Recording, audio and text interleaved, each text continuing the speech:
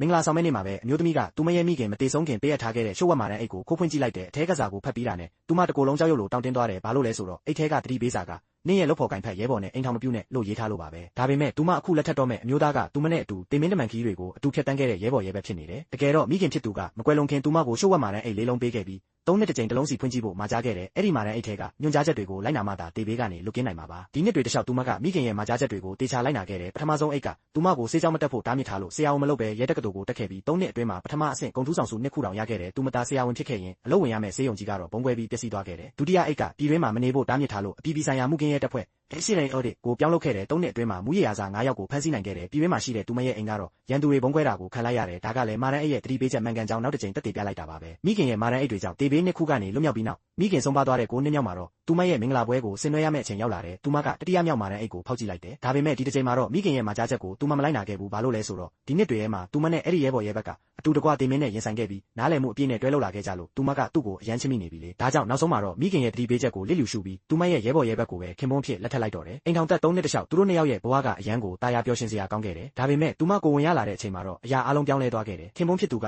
သူမကိုကလေးဖြတ်ချဖို့အေးဆက်ဆက်လေးတန်းနဲ့တောင်းဆိုလာပြီးတခြားမိန်းမတစ်ယောက်မှာသူ့ကလေးရနေပြီလို့ပွင့်ပွင့်လင်းလင်းဝန်ခံလာတယ်ပို့ဆိုးတာကအဲ့ဒီမိန်းမဆိုတာဇနီးဖြစ်သူကိုယ်တိုင်တမီးရင်းလို့တုံတင်ပြိုးထောင်ပေးခဲ့တဲ့တပည့်မလေးဖြစ်နေတာပဲဘာလို့သူဖြစ်ရတာလဲလို့သူမကယူကျုံမရနဲ့မေးတော့ခင်ပွန်းကတပည့်မလေးကသူမထက်ပေါ်ငယ်ပြီးပိုလာလို့စိတ်မထိန်နိုင်ခဲ့ဘူးလို့အေးအေးဆေးဆေးပဲပြန်ဖြစ်တယ်ဒီတော့မှသူမကအယမ်းကိုရဲစရာကောင်းမှန်းသိလိုက်ရတဲ့အသက်ဆုံးပြီးလက်ထက်ခဲ့တဲ့ယောက်ျားကတကယ်ယောက်ျားရုပ်ကြီးဖြစ်နေတာကိုအမှန်တရားကိုသိသွားတော့သူမကခင်ပွန်းကိုယူတော့မတက်အော်ဟစ်ပေါက်ကွဲတော့တာပဲဒါပေမဲ့ခင်ပွန်းကရရဆက်ဆက်ပြန်လို့သူမရဲ့ခေါင်းကဆိုဖာထောင်းနဲ့ပြင်းပြင်းထန်ထန်သွားဆောင်မိတဲ့ဇနီးဖြစ်သူတွေးထွက်ပြီးဒဏ်ရာရနေတာကိုတောင်ခင်ပွန်းကတနာရမယ့်အစားနင့်သွေးတွေနဲ့ငါအိမ်ကိုလာမြစ်ပတ်စေနဲ့လို့ရရဆက်ဆက်တတိပေးသွားတယ်တိုက်တိုက်ဆိုင်ဆိုင်ဒီနေ့ကမိခင်ဖြစ်သူသူမကိုထားရိတ်ခဲ့တာ10နှစ်ပြည့်တဲ့နေ့ဖြစ်နေတယ်ဒီချိန်မှာနာကျင်ကြေကွဲမှုတွေနဲ့အတူမိခင်ထားခဲ့တဲ့စတုတ်ထမြောက်မာတန်းအိတ်ကိုဖွင့်ကြည့်လိုက်တယ်အိတ်ထဲကစားကိုဖတ်ပြီးသူမအလွန်အံ့နာသွားတဲ့မိခင်ရဲ့တတိပေးစာမှာမကွာရှင်းနဲ့လုံးဝမကွာရှင်းနဲ့လို့ရေးထားလို့ပါပဲဒါပေမဲ့အချစ်မရှိတော့တဲ့အိမ်ထောင်ရေးတစ်ခုမှာသူမဆက်ပြီးတိမခံနိုင်တော့ဘူးဒါကြောင့်မိခင်ရဲ့စကားကိုဒုတိယအကြိမ်ထပ်ပြီးဖီဆန်ကာရှေ့နေစီဖုံးဆက်လိုက်တယ်ကျမကွာရှင်းမယ်နောက်တနေ့မှာပဲရှေ့နေနဲ့ကွာရှင်းခွင့်စာချုပ်ကိုရေးဆွဲလိုက်တယ်ဒါကိုခင်ပွန်းတီသွားတော့ချက်ချင်းပြေးလာပြီးစာချုပ်ကိုဆွဲဆုပ်ပစ်လိုက်တယ်ပြီးတော့သူမကိုအရန်အံ့နာသွားစေမဲ့စကားတစ်ခုကိုပြောလိုက်တယ်နေအခုချိန်ထိအသက်ရှင်နေတာငါနဲ့လက်ထပ်ထားလို့ဆိုတာကိုသိရလားသူမကခင်ပွန်းစကားရဲ့အတိတ်ဘယ်ကိုနားမလည်ခင်မှာပဲခင်ပွန်းကသူမကိုအိမ်ကိုအတင်းပြန်ခေါ်သွားပြီ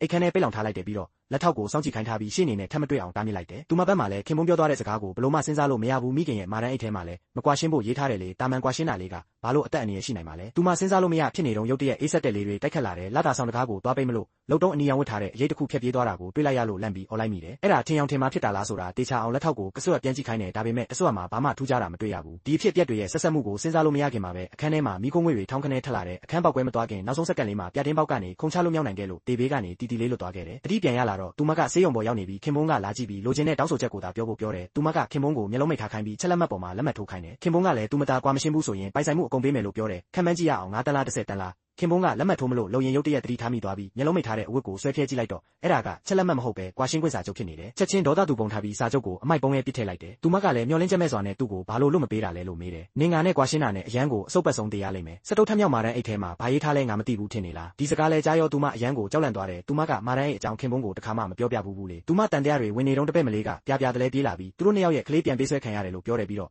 ့ဒါကဇနီးတီရဲ့ရန်သူတွေလောက်တာလို့တထစ်ချဆွဆွဲပြီးရန်သူတွေကကလေးနဲ့ဇနီးတီကိုလူချင်းလဲဖို့စာရေးထားခဲ့ရလို့ပြောတယ်ခင်ပွန်းကလည်းအကျိုးအကြောင်းမစင်စားပဲဇနီးတီကတပည့်မလေးကိုလက်စားချေခြင်းလို့လူလွတ်ပြီးပြန်ပေးဆွဲခိုင်းတယ်လို့ထင်နေတယ်ခင်ပွန်းရဲ့အတိတရားမဲ့တဲ့လောက်ရက်ကိုကြည့်ပြီးသူမကလုံးဝကိုစိတ်ပြတ်သွားကဘာမှဆက်မပြောချင်တော့ပဲထွက်သွားဖို့လုပ်တယ်ဒါပေမဲ့ခင်ပွန်းကချက်ချင်းပဲသူမကိုနေရံမှာအတင်းဖိချုပ်ထားပြီးကလေးကိုသွားခဲ့ဖို့ချင်းချောက်တော့တယ်သူကငါ့ရဲ့တူးတဲ့တော်သမီးလေးသူ့ကိုဘာမှအဖြစ်မခံနိုင်ဘူးနင့်ကိုခံပညာကကောင်းတာပဲသူတို့နင့်ကိုဒုက္ခမပေးနိုင်ပါဘူးအသက်နှစ်ရွယ်ကလေးလေးကိုအကြက်မရိုက်ပါနဲ့နောက်ဆုံးထွက်ပေါက်မရှိတော့တဲ့သူမကသဘောတူလိုက်ရပေမဲ့ခင်ပွန်းကိုကွာရှင်းခွင့်စာချုပ်မှာလက်မှတ်ထိုးမှသာသွားမယ်လို့အပေးယူလုပ်လိုက်တယ်ခင်ပွန်းကအမိုက်ပုံးထဲကစာချုပ်ကိုပြန်ကောက်ယူပြီးနာကျင်စွာနဲ့လက်မှတ်ထိုးလိုက်တယ်နင်းတေချာစဉ်းစားတော့ဒီစာချုပ်ကိုလက်မှတ်ထိုးပြီးတာနဲ့နင်းချက်ချင်းတရားလိမ့်မယ်